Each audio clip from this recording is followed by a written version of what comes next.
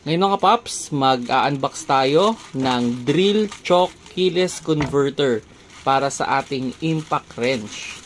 Okay, so kumbaga para yung ating impact wrench, malagyan din natin ng drill bit o para maging drill siya, no? Aside dun sa pagiging impact wrench. So yun, buksan natin siya, no?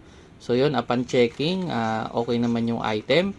And yun, madali lang, no? So wala nang key, no, para i-lock yung drill bit dito. So ito yung ano, no, if ever man na kayo ay merong impact wrench at gusto niyo i-convert to drill, ito na yung dapat ninyong bilhin. So ito yung drill keyless converter.